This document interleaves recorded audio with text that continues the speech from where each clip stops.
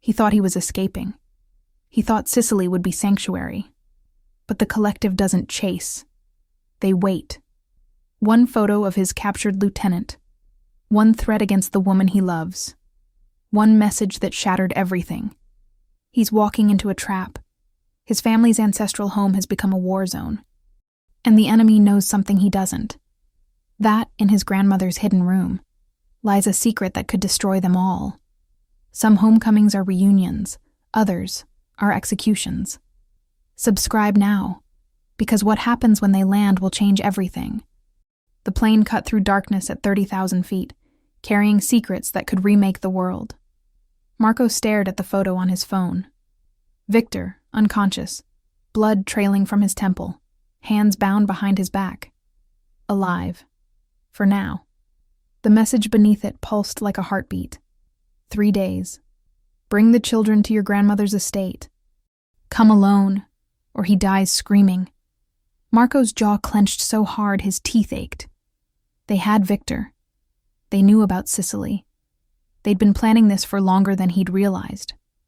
Across the aisle, Rose slept fitfully, her gray hair catching the cabin's dim light. The children were in the rear section, curled together in their seats like they couldn't bear to be separated even in sleep. Sophia's hand clutched Gabriel's shirt. Lucas had his head on Gabriel's shoulder. Gabriel sat awake, staring at nothing, his young face carved from exhaustion and knowledge no child should carry. He looked up, met Marco's eyes, and Marco saw the truth there. Gabriel knew, felt it. Whatever gift ran through his blood was screaming warnings that his father was trying desperately to ignore. Marco unbuckled, moved to sit beside his son. You should sleep, he said quietly. Can't. Gabriel's voice was barely a whisper. It's too loud. What is? The danger, it feels like. Like static electricity before a storm. Everywhere. Getting stronger the closer we get. Marco's chest tightened. We can turn back. Land somewhere else. Find another way. No. Gabriel's eyes were ancient. This is the only way. You know it. I know it. They have your friend. They have the woman you love. They'll keep taking people until you give them what they want. I won't give them you. Then what's the plan, Daddy? The question hung between them. Simple, devastating, unanswerable. Because Marco didn't have a plan. Not a real one. He had rage and desperation, and a father's fierce instinct to protect his children. But against an organization that had hunted gifted people for centuries, against enemies who knew his every move before he made it, I'm going to get Victor back, Marco said finally. I'm going to make sure Elena is safe, and then I'm going to end this. By yourself? If I have to. Gabriel studied him with those unnerving eyes. Mama told us you were brave, but she also said you were stubborn, that you'd rather die than ask for help. Asking for help gets people killed. Not asking for help gets you killed. And then who protects us? The logic was airtight, brutal. 5 years old and already thinking 3 moves ahead. Just like his father. Marco pulled Gabriel close, felt the small body tense, then relax against him. I've spent 15 years building walls, making sure I never needed anyone, never gave anyone leverage over me. And now you have us. And now I have you. Marco's voice cracked slightly. 3 perfect pieces of leverage. 3 reasons to surrender everything I've ever built. Will you? Surrender? Gabriel nodded against his chest. Marco was quiet for a long moment. Then, I'll do whatever it takes to keep you safe, even if that means surrendering, even if that means destroying my empire, even if it means dying.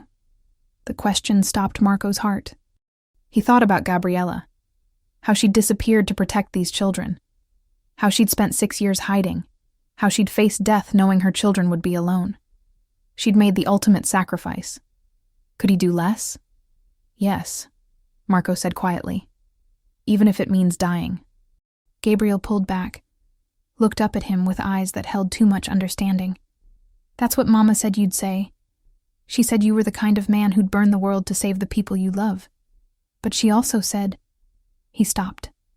What? She said you needed to learn that sometimes the strongest thing you can do is let people help you carry the fire. Marco's throat closed. Gabriella had known him. Really known him. Seen past the crime lord to the broken boy underneath, who'd learned that attachment meant pain, and love meant loss.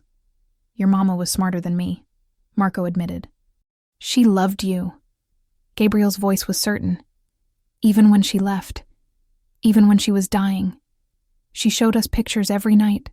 Told us stories. Said you were the bravest person she'd ever met, because you survived things that should have destroyed you and still learned how to be gentle when it mattered. I'm not gentle. You are with us. And that was true, Marco realized. With these children, he was someone different. Someone who tucked blankets and answered questions and felt his heart crack open every time they called him daddy. Someone Gabriella would have recognized. Someone he'd forgotten he could be. The pilot's voice crackled over the intercom. Mr. Santini, we're beginning our descent into Palermo, landing in 40 minutes. 40 minutes until they touched down in Sicily. 40 minutes until Marco returned to the land his grandmother had fled, carrying secrets she'd never shared. 40 minutes until he walked into a trap he couldn't avoid. His phone buzzed. Elena. He answered. Marco. Her voice was tight with controlled fear. Men came to my hotel. They said they were with you, but I didn't believe them. I ran. I'm static. I'm at the embassy. American embassy in Paris. They can't get me here. But Marco, they know everything. They showed me files, photos. They know about the children, about what they can do. Marco's blood ran cold. Are you safe? For now.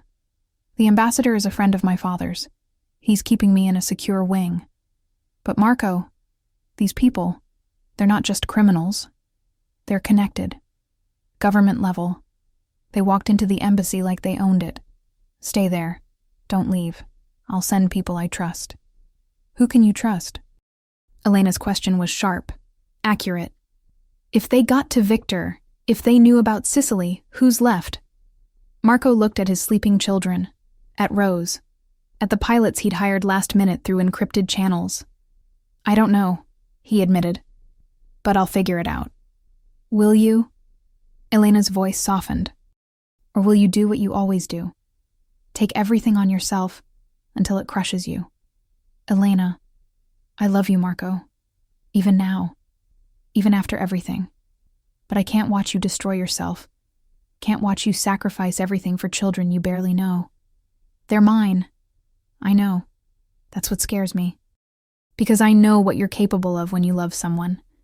I've seen the bodies, the blood, the empire you built on other people's fear. She paused. What will you become when you love someone this much? The question haunted him long after she hung up. What would he become? Sophia woke as the plane descended, rubbing her eyes. Daddy. Are we there? Almost, baby. Will it be safe?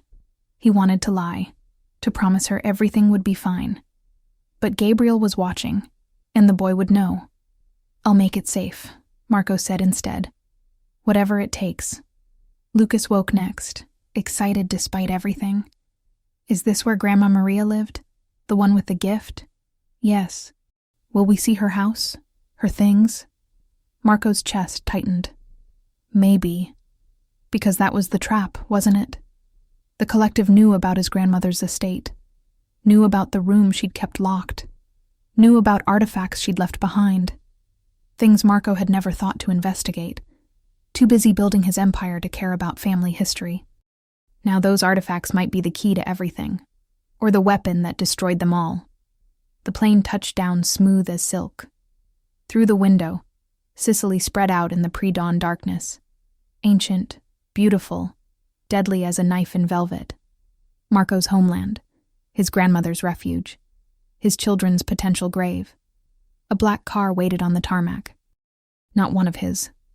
The driver stood beside it, hands visible, no weapon Marco could see. But that meant nothing. The collective was here, waiting, just like they'd promised. Rose, Marco said quietly, take the children to the safe house coordinates I sent you. Don't deviate. Don't trust anyone except the contact I arranged. What about you?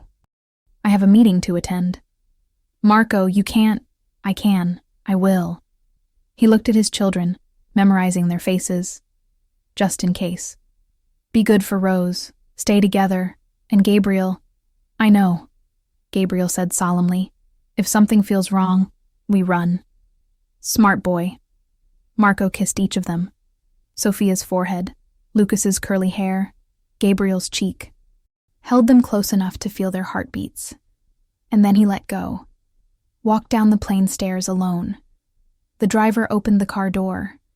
Marco slid inside and came face to face with the man who'd haunted his nightmares since the beach, Alexei Volkov.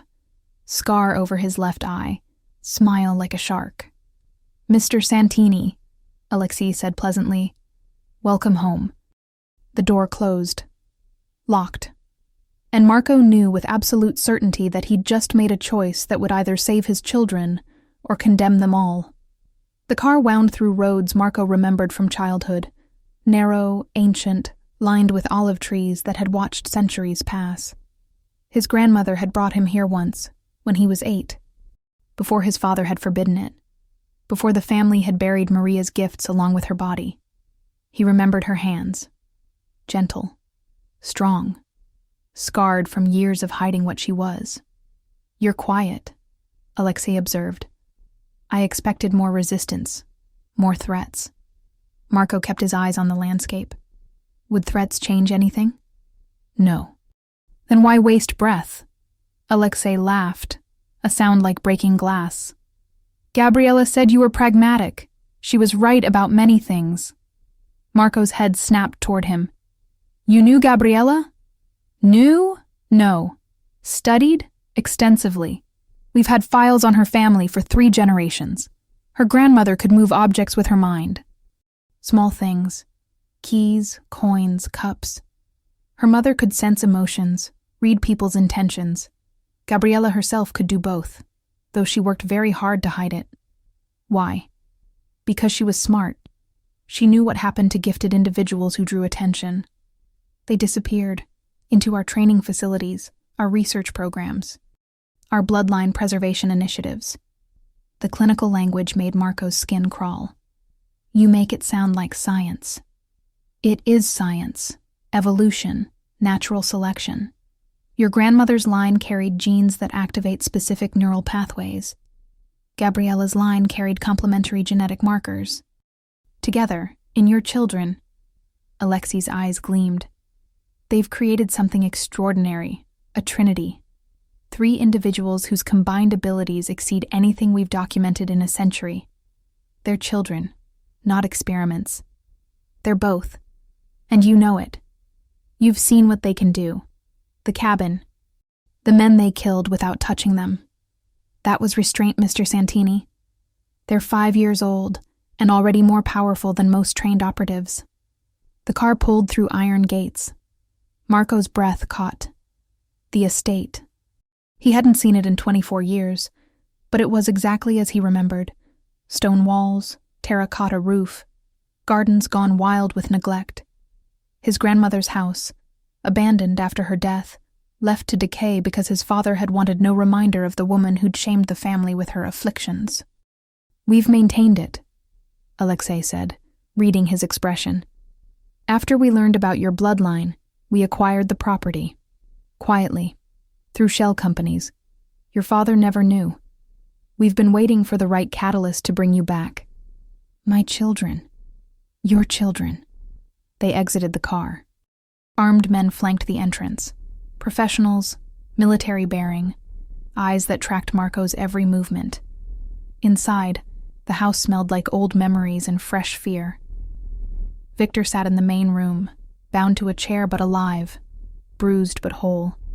He looked up as Marco entered, relief and shame warring on his face. Boss, I'm sorry, they grabbed me at the airport. I didn't... It's fine. Marco's voice was steady. You're alive. That's what matters. Touching, Alexei said, but we have business to discuss. Follow me. He led Marco deeper into the house. Through rooms Marco remembered. The kitchen where his grandmother had made pasta. The sitting room where she'd told stories. the hallway lined with family photos his father had never removed, and then to a door Marco had never seen open, his grandmother's private room. Alexei produced a key, old iron, ornate.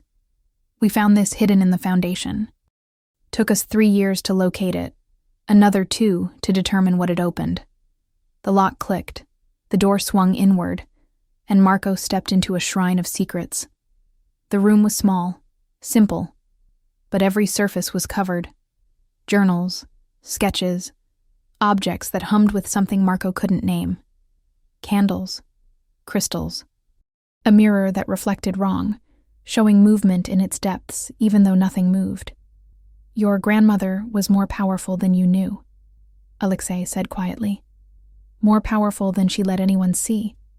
These journals, he gestured to stacks of leather-bound books, document 50 years of visions, predictions, warnings about the future. Marco's hands shook as he picked up the nearest journal, his grandmother's handwriting. Neat, precise. He opened to a random page. December 3rd, 1987. I saw the boy again. My grandson. The one who will carry both blessing and curse. He will build an empire on ashes. Will learn to love when it's almost too late. Will face a choice between power and family. The vision ends before I see what he chooses. This terrifies me more than death. Marco's vision blurred. She'd known. His grandmother had seen him. Seen this. Seen everything. Keep reading, Alexei urged. Marco flipped forward. Found an entry dated 6 months before his grandmother died. June 15th, 1989. The children are coming. 3 of them. Born of my blood and another's gift. They will be hunted. They will be feared. They will either save the gifted world or destroy it. I cannot see which. The future fractures around them like light through broken glass. I tried to tell my son, but he won't listen. He calls me mad. Calls my gifts a curse. Perhaps he's right. Perhaps knowing the future is the cruelest gift of all. Because I know what's coming for my grandson. Know the pain he'll face. The losses. The impossible choices. And I cannot warn him. Cannot save him. Can only leave these words and pray he finds them in time. Marco's chest felt crushed. She tried to prepare you, Alexei said softly. Left you a roadmap. Warnings. But your father destroyed most of it. Burned her belongings. This room survived only because it was hidden. Sealed. Protected by... He gestured to symbols carved into the doorframe. Words we don't fully understand. Why are you showing me this? Because you need to understand what your children are. What they could become. Your grandmother had visions. Gabriella could sense and move. But your children... Alexei's voice dropped. They have both abilities magnified by being 3. A trinity. When they work together, they can do things that should be impossible. And they're untrained. Unpracticed. Imagine what they could do with proper guidance. You want to train them.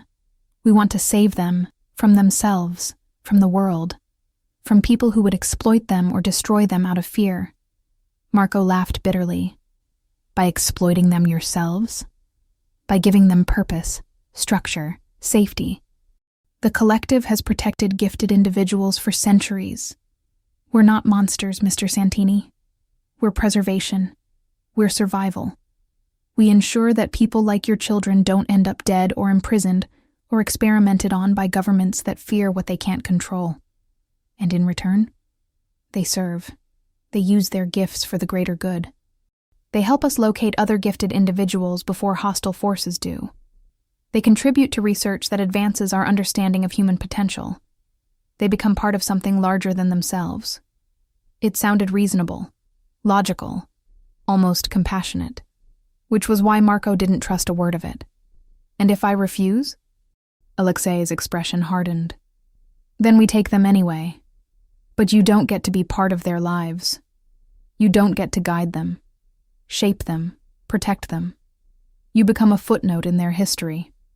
The father who chose pride over presence. The manipulation was expert. Brutal. Effective. Because Alexei was right about one thing. Marco couldn't protect his children alone, couldn't run forever, couldn't hide from an organization with centuries of experience hunting people exactly like them. But surrendering them to the collective, letting them be molded into weapons? I need time, Marco said.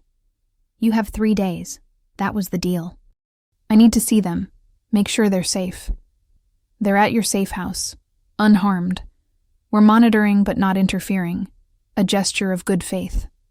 Good faith would be releasing Victor. Alexei smiled. Good faith has limits. Victor stays until you decide. Insurance that you'll return, that you'll take this seriously.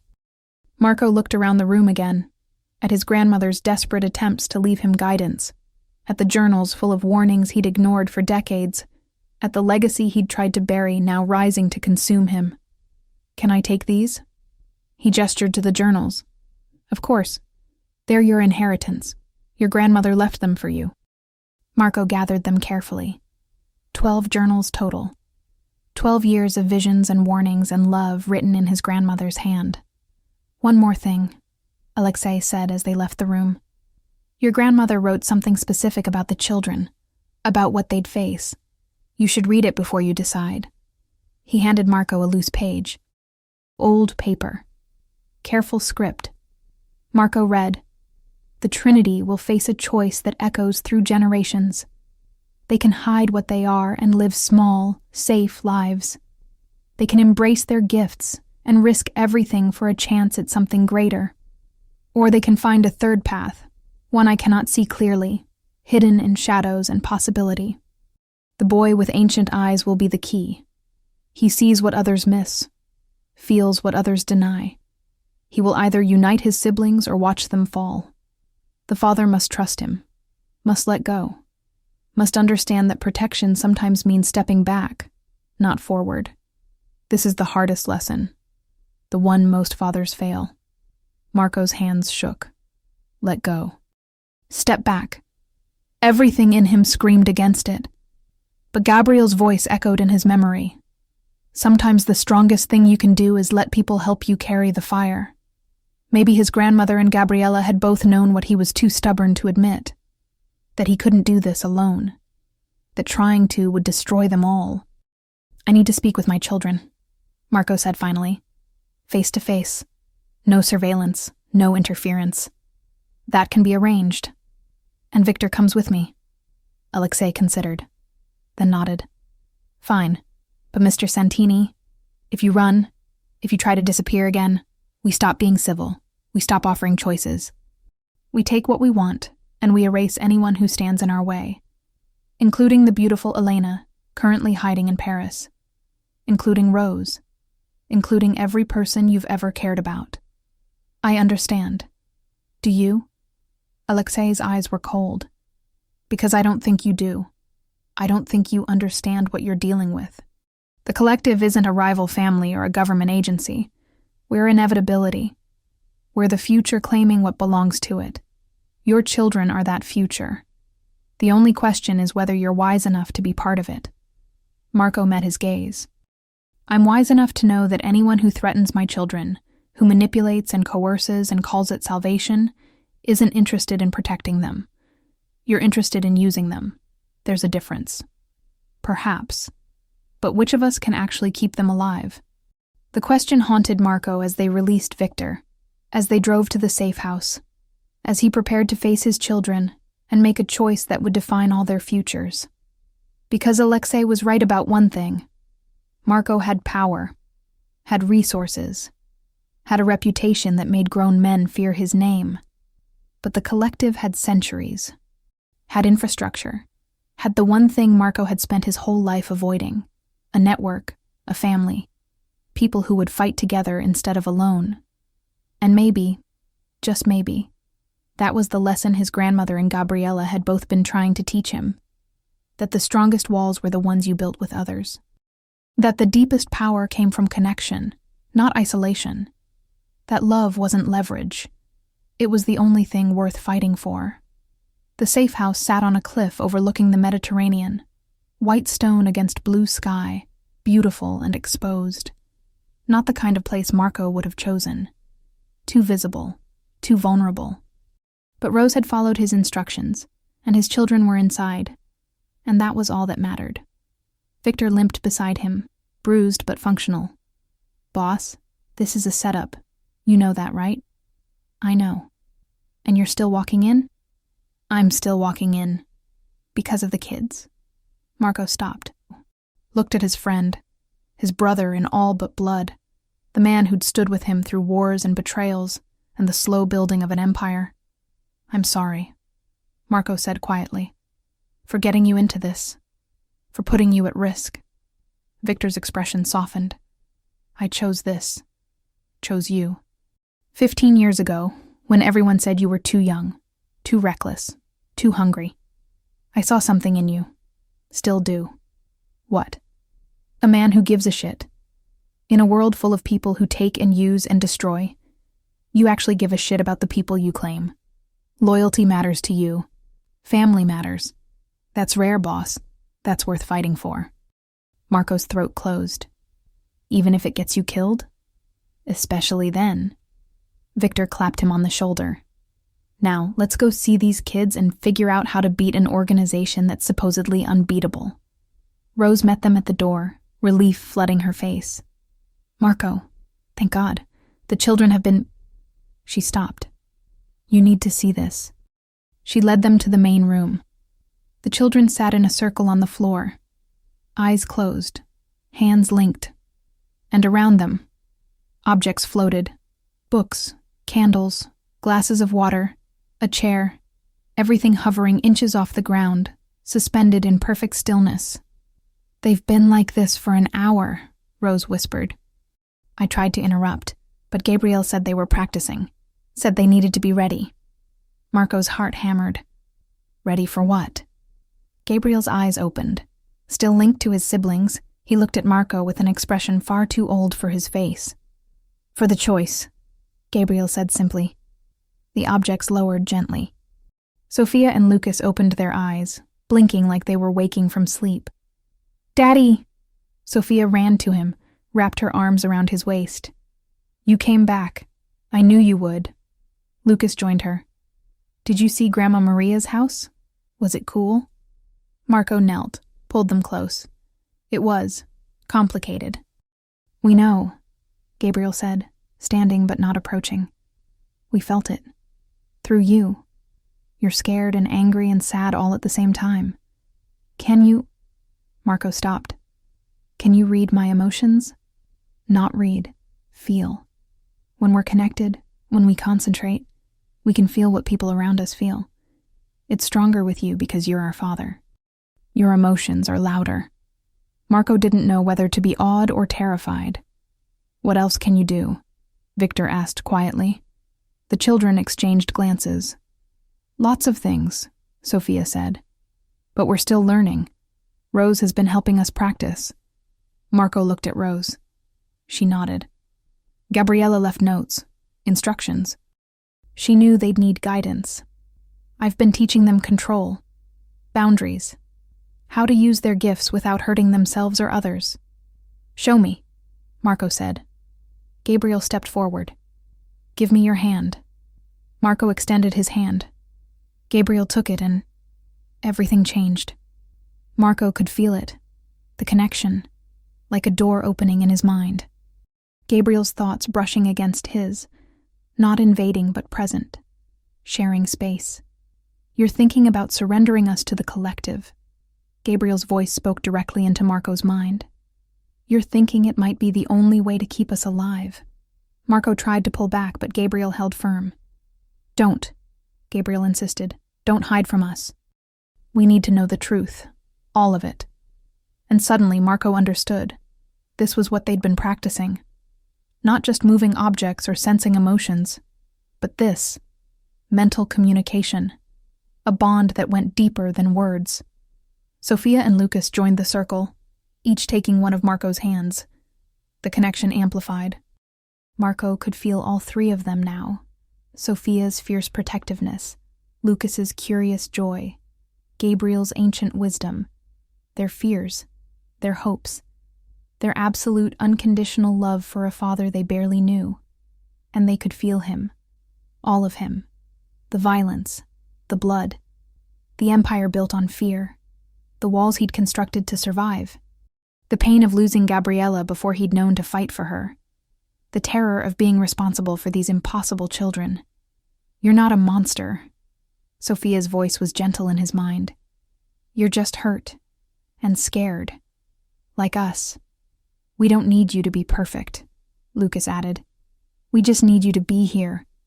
And we need you to trust us, Gabriel finished. We're stronger than you think, than anyone thinks. But only if we're together. Only if you let us help instead of trying to protect us from everything. Marco's eyes burned.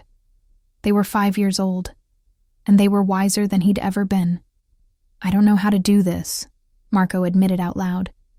I don't know how to fight the collective, how to keep you safe, without surrendering you to them. Then we find another way, Gabriel said.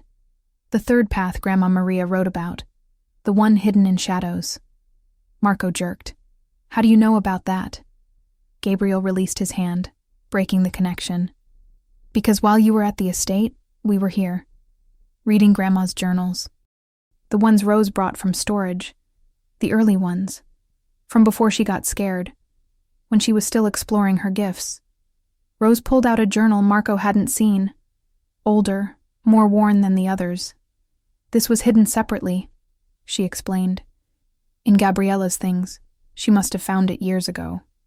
It's your grandmother's research on the Trinity concept, on what happens when 3 gifted individuals born from the same bloodline work together. Marco opened it. His grandmother's youthful handwriting filled the pages, excited, curious, fearless. The Trinity isn't just 3 people she'd written. It's a multiplier. Each individual's gift enhances the others, makes them stronger, more precise. But there's a cost. The connection can be overwhelming, can consume you if you're not careful. The key is balance, trust, love. Without those, the Trinity becomes a cage, a weapon, a curse. But with them, with true bond, the possibilities are endless. She was part of a Trinity once, Rose said softly. Her 2 sisters, before they died, before she was alone. Marco's blood went cold. I didn't know she had sisters. Your father didn't talk about them.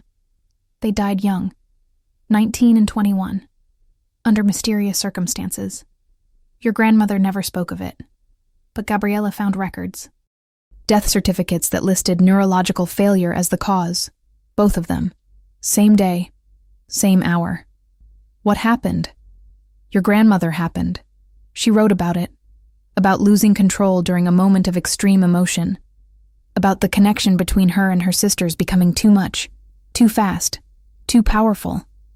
It killed them. And she spent the rest of her life burying her gifts because she couldn't bear the guilt. The pieces clicked together with horrible clarity. His grandfather hadn't suppressed his grandmother's gifts out of pride. He'd done it out of fear, because she'd accidentally killed her own sisters.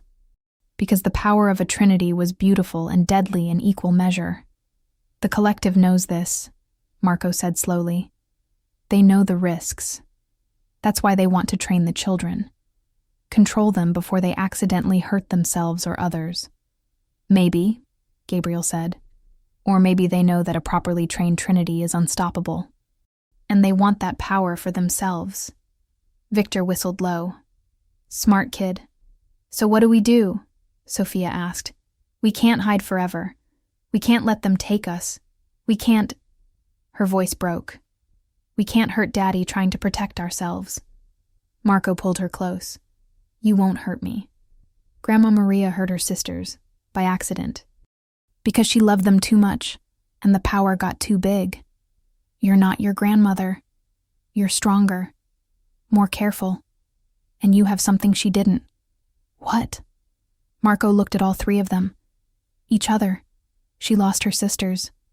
You still have each other. That connection, that bond. It's your strength, not your weakness. But the collective wants to control you because they're afraid of what you could become on your own terms. They want to shape you into weapons they can aim. But what if we don't let them? What if we find teachers who respect your gifts instead of exploiting them? What if we build our own network of people like you, people the collective hasn't found yet, people who want to be free instead of owned? Victor's eyes widened. Boss, are you suggesting what I think you're suggesting? I'm suggesting we stop running, stop hiding, and start building something the collective can't control. That's insane. Probably. Marco smiled, sharp and dangerous. But I've built one empire from nothing. Why not build another? Rose looked torn between hope and terror. Marco, these are children. You're talking about putting them at the center of a war. I'm talking about giving them a choice. Let them decide if they want to hide or fight. If they want to be protected or empowered. He looked at Gabriel. You're the key. Your grandmother said so. What do you feel? What does your gift tell you? Gabriel closed his eyes, breathed deep. When he opened them, they were certain. We fight, he said simply.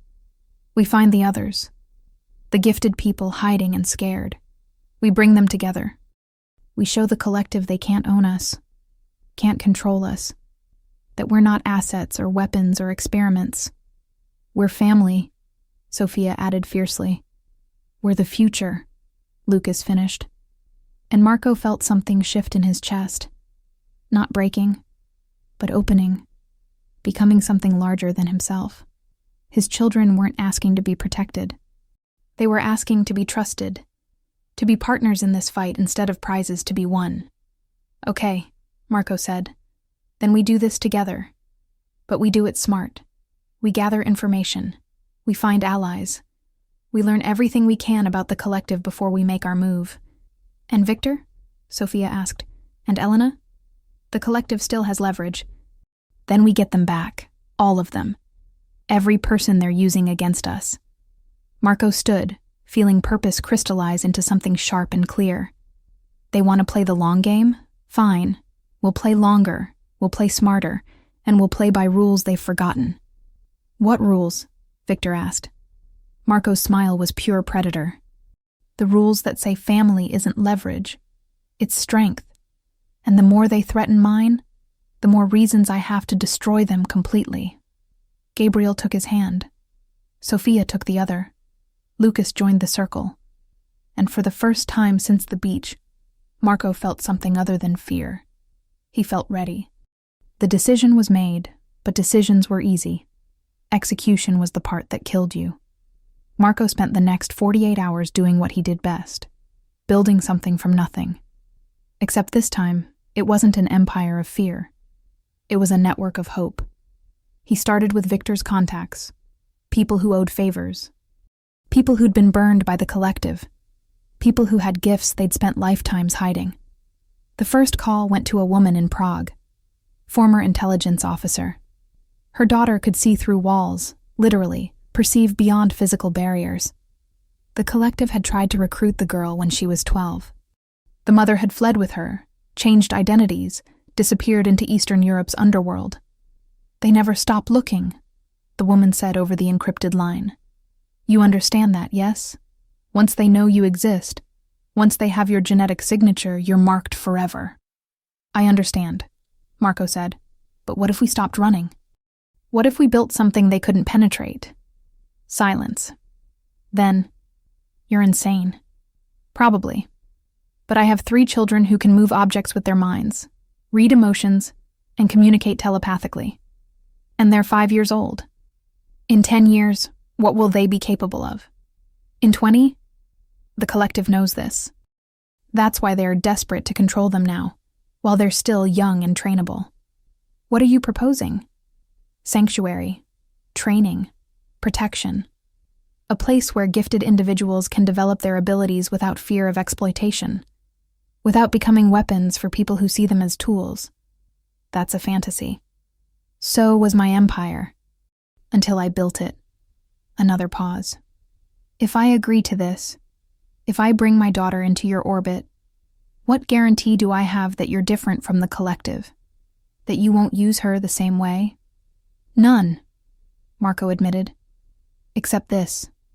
I'm a father first now. Everything I do is to protect my children and give them a future where they don't have to hide what they are. If that means building a fortress, I'll build it. If that means going to war, I'll wage it. But I won't sacrifice children to do it. Ever. The woman was quiet for a long time. I'll think about it. But Mr. Santini? If you're lying, if this is some elaborate trap, I will destroy you. My daughter is everything to me. I understand. Mine are everything to me, too. The second call went to a man in Tokyo. Geneticist who'd been researching inherited abilities before the collective had burned his lab and erased his work. He'd gone underground, still conducting research but alone, paranoid, brilliant. You're talking about creating a database, he said when Marco explained. Genetic markers, family trees, tracking who has abilities and what kind. That's exactly what the collective does. The difference is consent, Marco countered. People choose to join. Choose to share information. Choose to train their children or keep them hidden. We're not hunting. We're offering shelter.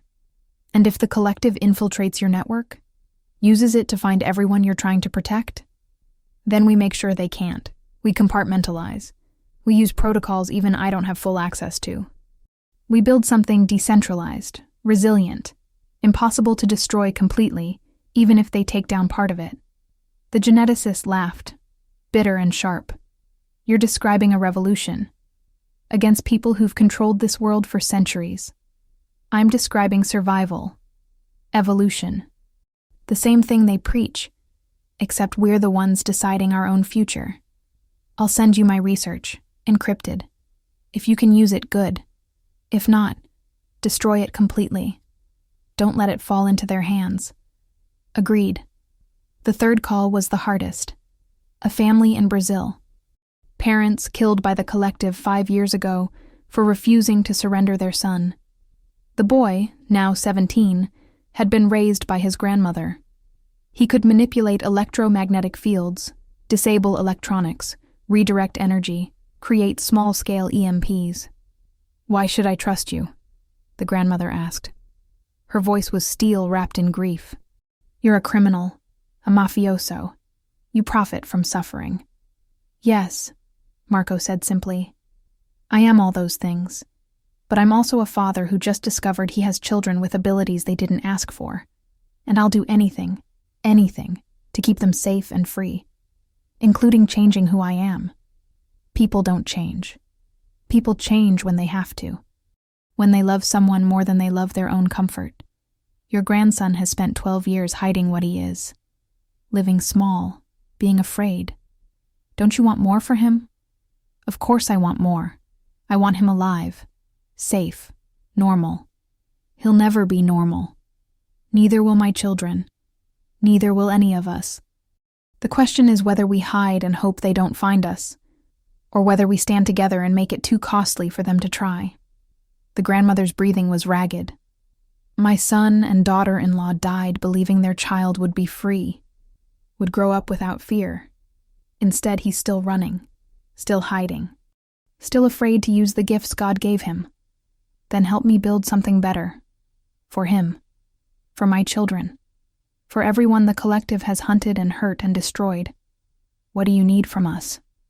Marco's heart hammered. Your grandson's abilities. Our network needs protection from surveillance.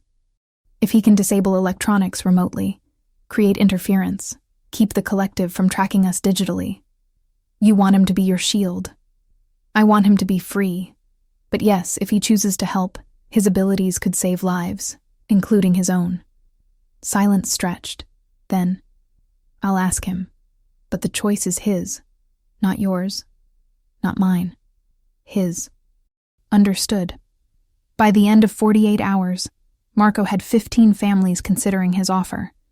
15 people with abilities ranging from precognition to molecular manipulation to emotional projection. 15 potential allies against an enemy that had never faced organized resistance. But he also had a problem. The collective knew what he was doing. Alexei called on the morning of the third day. You've been busy, Alexei said pleasantly. Calling old friends, making new ones, building coalitions. I'm impressed, Mr. Santini. Truly. You're thinking bigger than we anticipated. Marco's blood went cold. You've been monitoring my calls. We monitor everything. Did you really think we'd leave you unsupervised? You're predictable, Marco. You're a builder.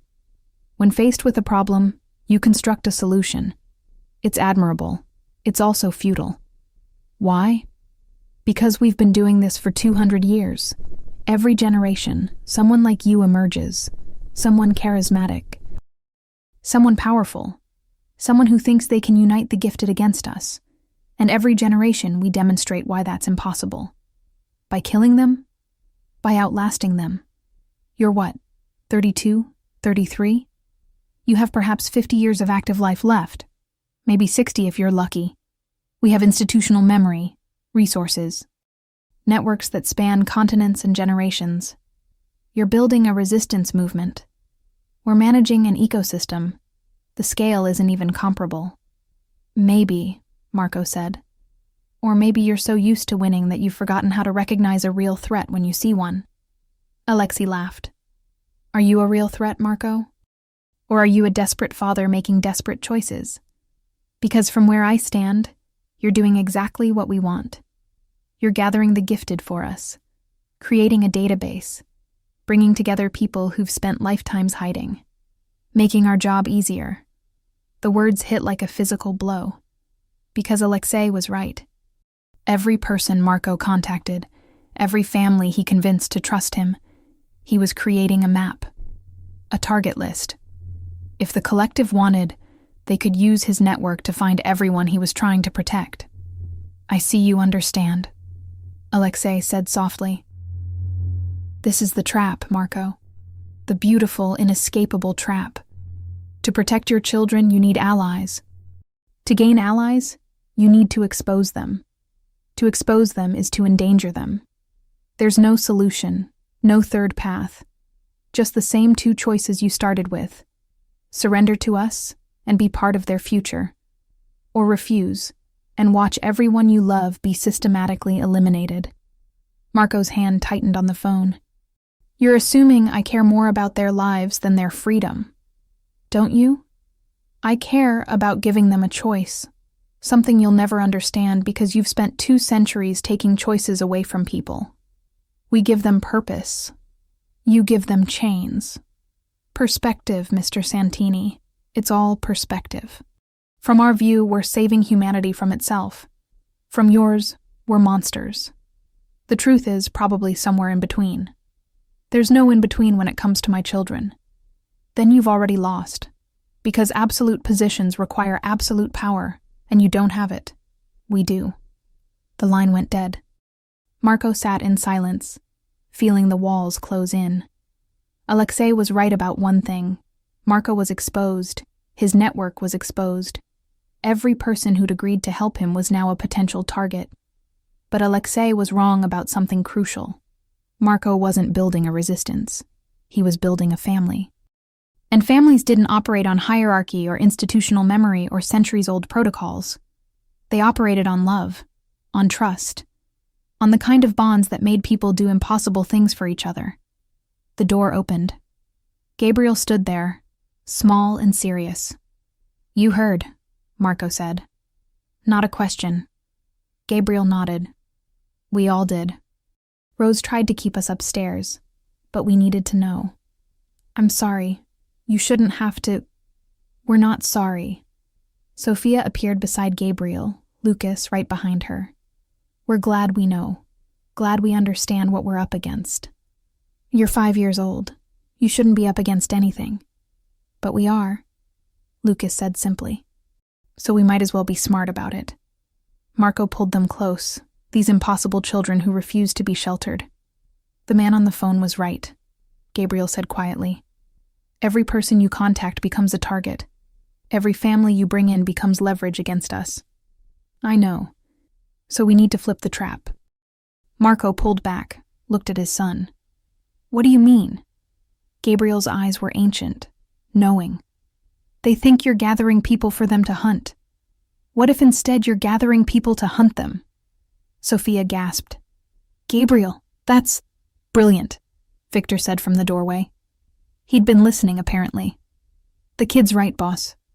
You've been thinking defense, protection. But the collective doesn't expect offense, doesn't expect the prey to become predators. I'm not turning children into soldiers, Marco said flatly. Not soldiers, Gabriel corrected. Witnesses, researchers, truth-tellers. The collective's power comes from operating in shadows, from nobody knowing they exist. What if we expose them? What if we document everything? Their operations, their facilities, their methods? What if we make it impossible for them to hide? Rose had appeared too, listening intently. Gabriella researched them for years, left files, evidence. She knew this fight was coming. She just didn't know when. Where are the files? Marco asked. In a safety deposit box in Zurich. I have the key. Marco's mind raced. Exposure, documentation, witnesses. Not a military campaign, but an information war. The collective operated on secrecy, on people not believing gifted individuals existed, on governments looking the other way because it was easier than confronting the truth. What if Marco took that away from them? What if he made the gifted impossible to ignore? We'd need proof, Victor said. Not just testimony, actual evidence, videos, documents, genetic research. The kind of proof that even skeptics couldn't deny. The geneticist in Tokyo, Marco said slowly. He has research, documentation of the genetic markers. If we could verify it independently, get it peer-reviewed, you'd have scientific proof that gifted abilities are real, Rose finished. That they're hereditary, that they've been systematically suppressed and controlled. And if we combine that with the collective's operational files, Gabriel added, we'd have proof of the conspiracy, of the hunting, of the families they've destroyed. Sophia's eyes widened. We could tell everyone, the whole world. Not just tell, Lucas said excitedly. Show. We could demonstrate. Prove our abilities are real. Make it so they can't call us crazy or liars. Marco felt something shift. Not fear this time, but possibility. Alexei had been right that Marco was a builder. But he'd been wrong about what Marco was building. Not a resistance. Not an army. A revelation.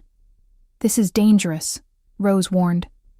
Once you expose the collective, once you make this public, there's no going back. They'll come at you with everything, and not just them. Governments, corporations, everyone who benefits from the status quo. I know, Marco said, but right now we're fighting in the dark. They control the narrative. They decide who knows what.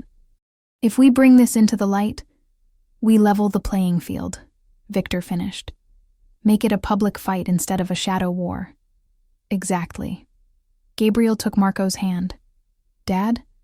That's what Grandma Maria's journal said. The third path. Not hiding, not surrendering, but standing in the light and refusing to be ashamed of what we are. Marco looked at his children, at their hope, their courage, their absolute certainty that truth mattered more than safety. And he made his choice. Rose, get those files from Zurich. Victor, contact the geneticist and the woman in Prague. Tell them we're going public. Anyone who wants to be part of this, anyone who wants to stand up and be counted. We need them now. And the collective? Victor asked. Marco's smile was sharp. Let them come. Let them try to stop us. Because by the time they realize what we're doing, it'll be too late. Boss, they have resources we can't match. They have resources. We have truth. And in the end, truth is the only weapon that can't be confiscated or controlled or buried forever. Gabriel squeezed his hand. When do we start? Marco looked at his son. This child who'd become his conscience, his guide, his reason to be better than he'd ever thought possible. We already have, Marco said softly. The moment we chose to fight instead of hide, we already started changing the world. And in that moment, in a safe house overlooking the Mediterranean, with enemies closing in and impossible odds stacking against them, Marco Santini felt something he hadn't felt in 15 years. Hope. Not the bitter kind that expected disappointment, but the fierce kind that built futures from ashes and refused to surrender even when surrender made sense. His children were teaching him that, teaching him that power wasn't about control. It was about truth. And truth, once unleashed, was impossible to cage. 3 days later, Marco stood in a rented apartment in Rome, watching his entire world prepare to change. The team had assembled with terrifying efficiency. Rose had retrieved Gabriella's files, years of research documenting collective operations across Europe, Asia, and the Americas. The geneticist from Tokyo had arrived with his data, peer-reviewed by researchers who didn't know what they were verifying. The woman from Prague brought her daughter, who demonstrated her abilities on camera with clinical precision. And the boy from Brazil, Rafael, 17 and fierce, had disabled every surveillance device within a mile radius, creating a bubble of privacy that even the collective couldn't penetrate. "It's not permanent," Rafael warned.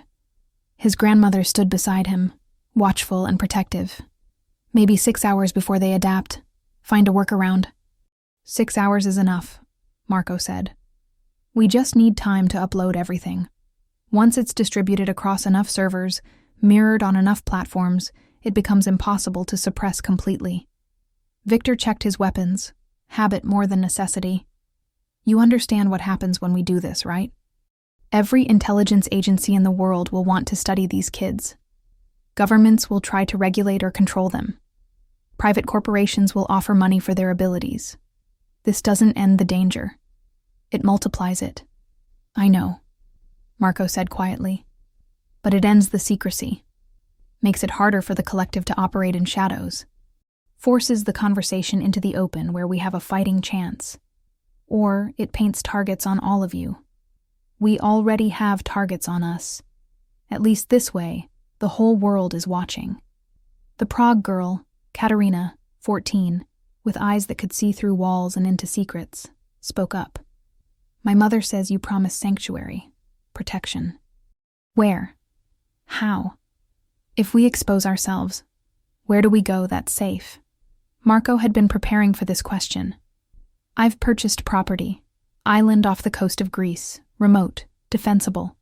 We'll build a school there, a training facility, a place where gifted individuals can learn to control their abilities without fear." "With what money?" Katerina's mother asked sharply. "The collective will freeze your assets, seize your properties, cut off your resources. They'll try, but I've spent 15 years building redundancies, offshore accounts, shell companies, resources they don't know exist. I'm a criminal, remember? Hiding money from authorities is what I do best." Raphael's grandmother spoke, her voice heavy with the weight of loss. "Money isn't the problem. Political will is. Once governments know gifted individuals exist, they'll want to control or eliminate them. You can't fight the entire world." "No," Marco agreed. "But we can make the cost of fighting us too high. We can document everything. Make ourselves sympathetic. Show that we're not threats. We're people with unusual abilities who just want to live in peace." "You're describing a public relations campaign," the geneticist said, "against institutional power that's existed for centuries. That's insane," Marco finished. "I know. Everyone keeps telling me. But you know what's more insane? Letting my children grow up hunted and afraid because I was too scared to try." Silence fell. Gabriel stood in the corner with his siblings, watching the adults debate their future. Marco caught his eye. His son nodded slightly. "We're ready," that nod said. "Stop asking permission and start taking action." "Okay," Marco said. "Victor, you're sure about the servers?" 23 countries, redundant backups, mix of commercial hosts and private installations.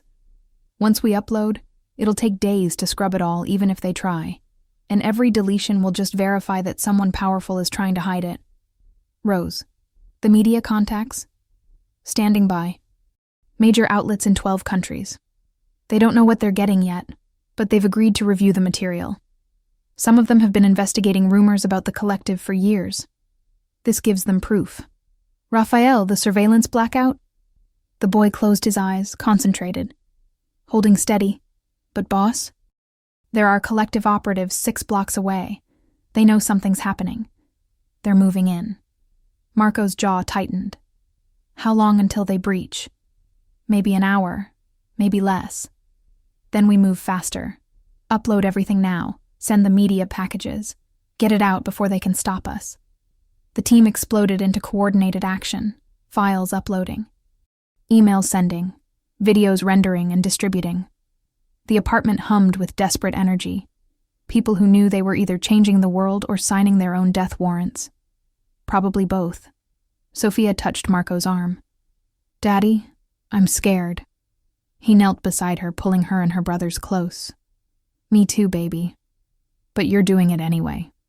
Because some things are worth being scared for. You're worth it. Every child like you is worth it." Lucas's voice was small. "What if it doesn't work? What if people don't believe us? Then we tried, and trying matters. Your mama tried to protect you by hiding. I'm trying to protect you by revealing. Maybe both approaches fail. But at least you'll know we fought." Gabriel's hand found his. "It'll work. I can feel it. The future's changing, shifting. Like Grandma Maria's journals said, the timeline's fracturing, branching into new possibilities."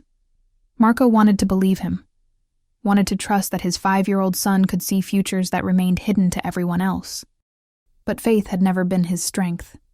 Action was. "Upload at 90%, Victor called. Media packages sent. Starting to get confirmations. News outlets are receiving the files. Any responses yet? 1. BBC investigative team says they're reviewing now. CNN wants a statement. Al Jazeera is asking for an interview." It was working. The truth was spreading faster than the collective could contain it. Marco's phone rang. Unknown number. He knew who it was before he answered. "Alexei." "Marco." The voice was cold, controlled, furious. "What have you done?" "What I should have done from the beginning. Told the truth. You've doomed yourself, doomed your children, doomed every person who trusted you. Or I've saved them. Time will tell. There is no time." Alexei's composure cracked. "You think exposing us diminishes our power? You think sunlight kills monsters? You're wrong. We've operated in shadows by choice, not necessity. When forced into the light, we simply adapt. Then adapt to this, the world knowing you exist, knowing what you've done, knowing that gifted individuals are real, and you've been hunting them for centuries. And what do you think happens next, Marco? Governments embrace your children with open arms. Corporations offer scholarships. Please. Humanity fears what it doesn't understand. You've just made every gifted person on Earth a target. Not just from us, but from everyone." The words hit hard, because they were true. Marco had known this, accepted it, but hearing it said aloud, "We'll deal with it," Marco said quietly. "Together, as a community instead of hiding alone." Pretty words. Let's see how pretty they are when intelligence agencies start black-bagging gifted children for study. When pharmaceutical companies start hunting them for genetic material. When religious extremists call them demons and start purges. You paint a dark picture, Alexei, almost like you want me to fail. I want you to understand the magnitude of your mistake. You could have joined us, protected your children within our structure. Instead, you've made them famous, exposed, vulnerable. They were already vulnerable. Now at least they're not alone. Alexei was quiet for a moment. Then, "We're coming for you, Marco. My teams are 3 blocks away. You can run, but your digital footprint is everywhere now. Your face, your children's faces, your associates. We'll find you. And when you do, the whole world will be watching. That's the point. You can't disappear us quietly anymore. Can't erase us. We're in the light now, and any move you make gets documented, verified, distributed. You're assuming anyone cares. Assuming the world will protect you. I'm assuming the world is complicated. That there are good people who'll see gifted individuals as humans deserving rights, not assets to be controlled. I'm betting on humanity's better nature. That's a losing bet. Maybe, but it's the only one worth making." Marco hung up, turned to his team. "We're out of time. Raphael, how long can you hold the blackout?" "Maybe 15 minutes. They're adapting faster than I expected. Uploads? Complete. Backups verified. It's out there, boss. All of it. Marco felt something release in his chest. Relief and terror in equal measure. They'd done it. Thrown open the doors. Revealed secrets that were supposed to stay buried forever. And now they'd face the consequences. Everyone out, Marco ordered. Through the back. Raphael and his grandmother take the east route. Katerina and her mother go west.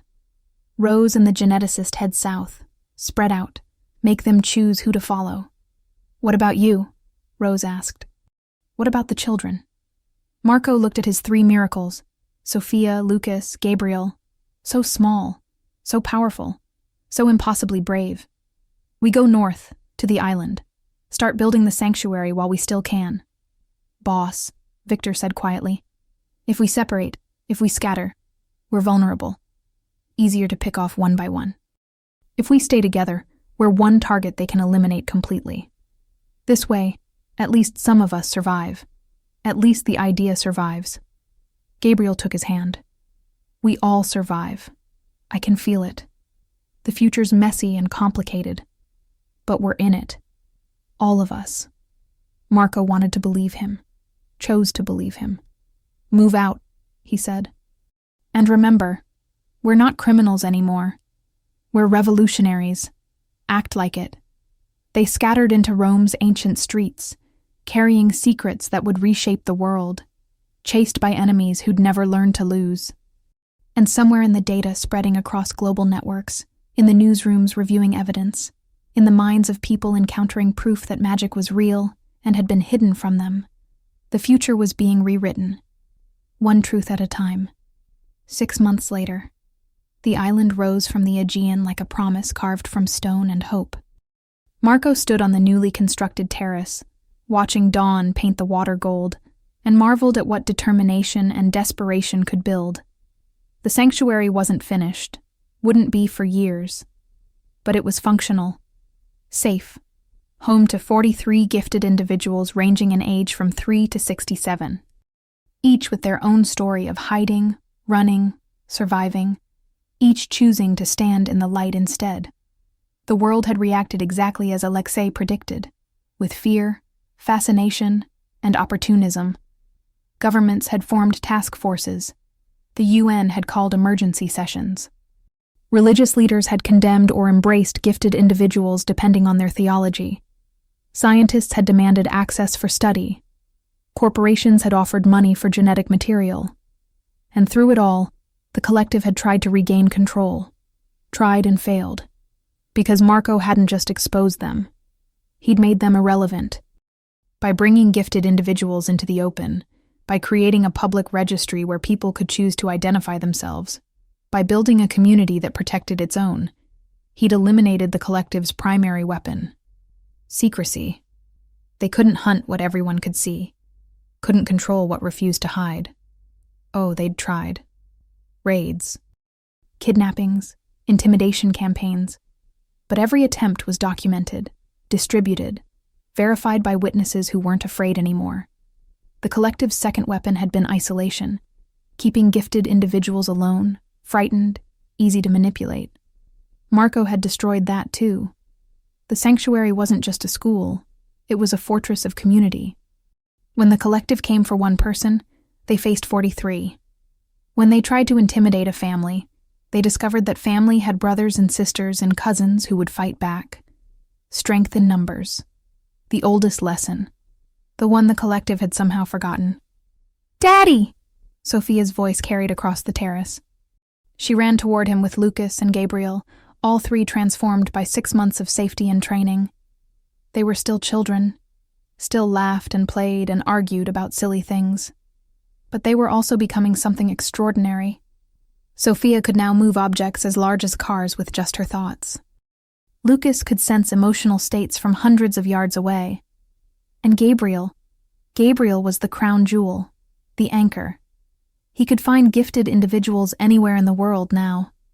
Feel them like stars in darkness. His gift had mapped a network of abilities across 6 continents, identifying people who'd spent lifetimes hiding. And one by one, Marco's team was reaching out, offering sanctuary, choice, community. Some accepted, some refused.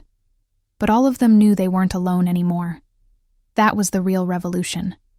The morning lessons were amazing, Sophia said, breathless with excitement. Miss Katerina taught us how to merge our abilities. When we work together, we can see through walls and move what we see. It's like having invisible hands everywhere.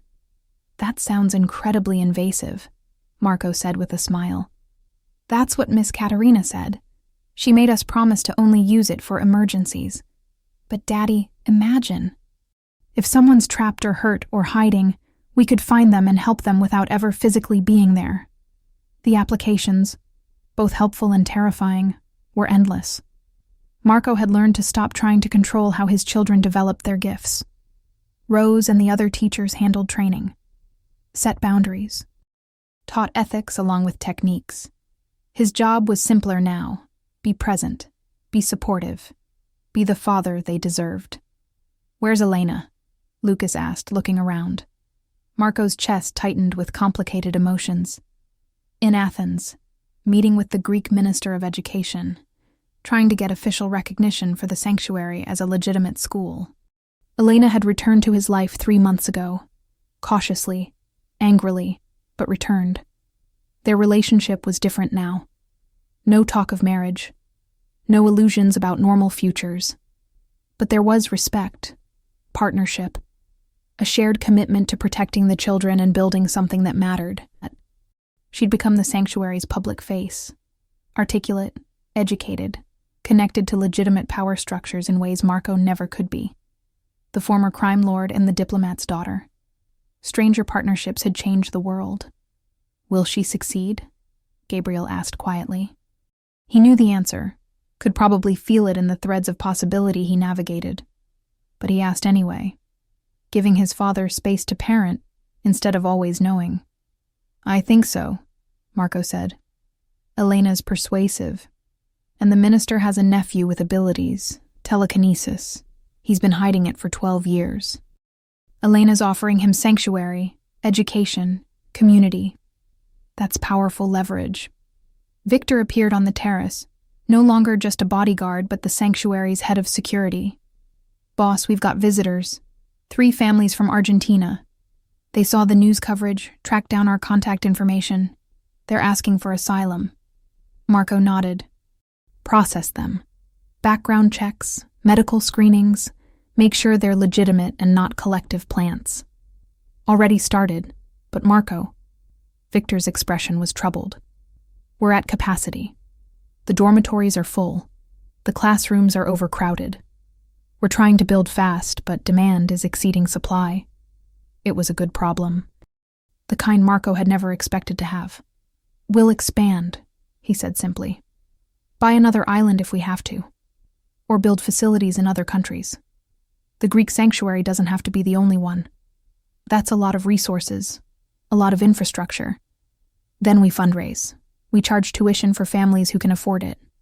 We accept donations from supporters. We become sustainable instead of dependent on my criminal fortune." "You're talking about going legitimate." Marco smiled, sharp and knowing. "I'm talking about building an empire that doesn't rely on fear. Turns out I'm pretty good at that too."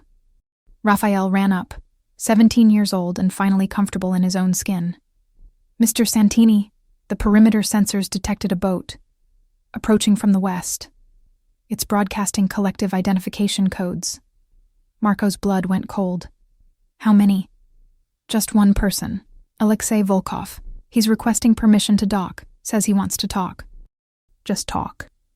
Every instinct screamed trap, but curiosity whispered something different. "Let him land," Marco said, "but full security detail. Weapons ready. Any wrong move, we put him down." Victor's expression said he thought this was insane. Gabriel's expression said he'd already seen this outcome and was waiting to see if reality matched his vision. 20 minutes later, Alexei Volkov stood on Marco's terrace, looking older somehow. Diminished. "No weapons," he said, raising his hands. "No threats. I came to concede." Marco laughed. "You expect me to believe that?" Believe what you want. The truth is simpler. You won. Not militarily, not financially, but strategically. You made gifted individuals visible. Made it politically impossible for us to operate the way we have for centuries. Governments are watching now. Media is watching. We can't disappear people without consequences. So you're just giving up. We're adapting, changing our approach. Instead of controlling gifted individuals, we're offering to work with them, legitimately, transparently. Your sanctuary isn't the only organization anymore.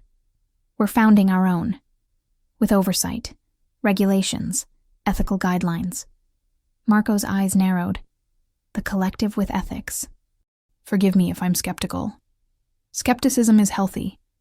But consider this. The world knows gifted people exist now. That means governments will regulate them. Corporations will exploit them. Religious groups will demonize them.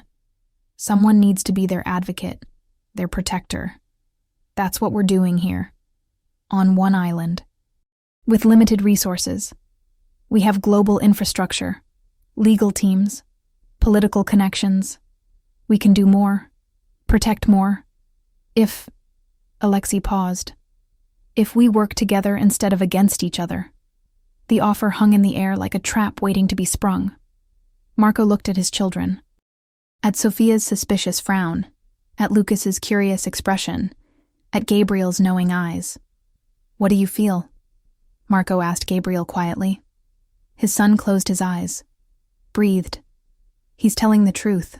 The collective is changing, has to change, but Gabriel's eyes opened. They're still dangerous, still ruthless, just using different methods. So it's a trap. No, it's an opportunity. One that requires very careful navigation. Marco turned back to Alexei. I'll consider your proposal, but on conditions. Which are full transparency. Every collective operation involving gifted individuals gets documented and reported. No secrets, no disappearances. No for their own good kidnappings. Alexei's jaw tightened. That's non-negotiable. You want to work with us? Prove you've changed. Open your books. Let independent observers verify your methods. Earn trust instead of demanding it. Silence. Then, I'll take it to the council. They won't like it. I don't care if they like it. Those are the terms. Alexei studied him. You've changed, Marco. 6 months ago, you would have killed me for setting foot here. Now you're negotiating. 6 months ago, I was alone. Now, Marco gestured to the sanctuary, to the children playing in the courtyard, to the adults training in the gymnasium. I have something worth protecting. Something bigger than my pride or my revenge. You want to be part of that? Prove you deserve it. Alexei nodded slowly. I'll be in touch. He left. Marco watched the boat disappear over the horizon, feeling the weight of choices unmade, futures uncertain. Did you do the right thing? Victor asked quietly. I don't know, but I did the thing that gives us the most options. That's all I can manage. Elena's voice came from the doorway. The minister agreed. Official recognition. The sanctuary is now a legally recognized educational institution. Students can get degrees. Teachers can get certified. We're legitimate. Marco turned, pulled her into a kiss that tasted like new beginnings and complicated hopes. When they separated, she was smiling. Did I miss anything exciting? Just the collective offering to become our partners. Her eyes widened. What? I'll explain later. Right now. Marco looked at the sunset painting the island gold. I just want to appreciate this. What we built. What we're building. Sophia took his hand. Lucas took the other. Gabriel stood in front of them, facing the sea. Grandma Maria would be proud, Gabriel said softly. She spent her whole life hiding. We spent 6 months revealing. And we're not dead. We're not hunted. We're just living. Being what we are, without apology. Is that the third path? Marco asked. The one hidden in shadows? Gabriel smiled. The first truly childlike expression Marco had seen from him in months. No, Dad. This is the fourth path. The one nobody saw coming because it required something impossible. What? It required you to stop being afraid. To stop building walls. To trust that love was stronger than power. Gabriel turned, looked up at his father with absolute certainty. Grandma saw this future. Mama saw this future. They both bet everything on you becoming this. And they were right. Marco's throat closed. Behind them, the sanctuary hummed with life. Children laughing. Adults training. Teachers planning. A community building itself brick by brick, choice by choice, truth by truth. It wasn't perfect, wasn't safe, wasn't guaranteed to last. But it was real. And real was enough. Come on, Marco said, pulling his children close. Let's go have dinner, as a family. Because tomorrow, we start building the next impossible thing. What's that? Sophia asked. Marco smiled. A world where being gifted isn't a curse or a weapon or a secret. Just a fact. Something as normal as eye color or left-handedness. Something that makes you different, but not dangerous. That'll take more than 6 months, Lucas observed. Probably take generations, Marco agreed. Good thing we're not doing this alone anymore. They walked inside together, father and children, criminal and miracles. The man who'd built an empire on fear now building something fiercer on love. And somewhere in the Mediterranean twilight, in the spaces between what was and what could be, the future shifted again. Not toward certainty, toward possibility, which was the only honest future worth fighting for. Final scene, 3 years later. Gabriel, now 8 years old, stood on the terrace of the expanded sanctuary, 3 islands now, housing 200 gifted individuals, recognized by 14 governments, protected by international treaties Marco and Elena had negotiated with impossible patience. His father approached, older, but somehow lighter, less burdened. You wanted to show me something? Marco asked. Gabriel nodded, extended his hand. Marco took it, and suddenly he could see what Gabriel saw. The network of gifted individuals across the globe. Thousands of them. Maybe tens of thousands. Each a point of light in the darkness, each choosing visibility or privacy. Each part of a community that stretched beyond borders. This is what Grandma Maria saw, Gabriel whispered. This is what Mama died hoping for. Not safety, not hiding. Just connection. People like us finding each other. Supporting each other. Being family even when we're strangers. Marco's vision blurred. It's beautiful. It's incomplete. There are still people in danger. Still governments that hate us. Still corporations trying to exploit us. Still the collective trying to control us even while pretending to help. So the fight's not over. The fight's never over, Dad. But we're winning. Slowly. One person at a time. One truth at a time. One choice at a time. Gabriel released his hand. The vision faded, but the hope remained. Your mother would be proud of you, Marco said quietly.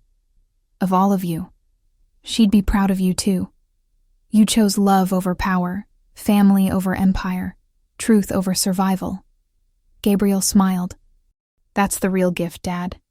Not what we can do with our minds, but what we choose to do with our hearts.